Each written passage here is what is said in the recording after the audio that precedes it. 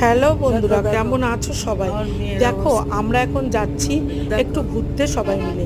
আমার ভাই আছে, এই যে আমার ভাইজি দাদার মেয়ে, আর আমি, আমার মেয়েটা এদিকে ফিরছেই না, শুধু বলছে মা না এদিকে একটু ফের, এদিকে একটু ফের। ও কিন্তু ফিরবেই না। খুবই শরীরটা খারাপ হয়ে পড়েছে আমার মেয়েটার।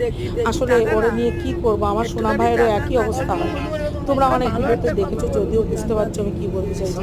মুখটার কি পরিস্থিতি, কতবার বমি করলো মেয়েটা।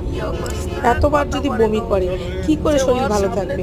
তো যাচ্ছি আমরা একটু ছোট্ট ট্যুর দিতে। আমরা কিন্তু একটু দীঘা যাচ্ছি। তো এমন একটা টাইম, এমন একটা সময় আমরা যাচ্ছিলাম, সত্যি আমাদের অনেক ভুল হয়ে গেছে, অনেকটা কষ্ট পেয়েছি আমরা, জানো তো।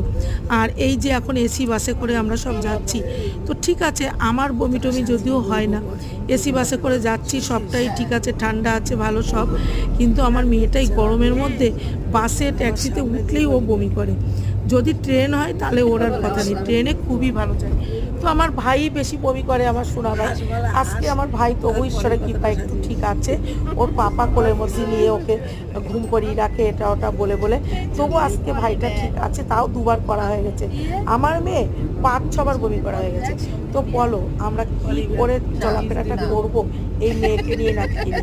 মেয়েটার শরীর খারাপ হয়ে পড়েছে বমি করতে করতে।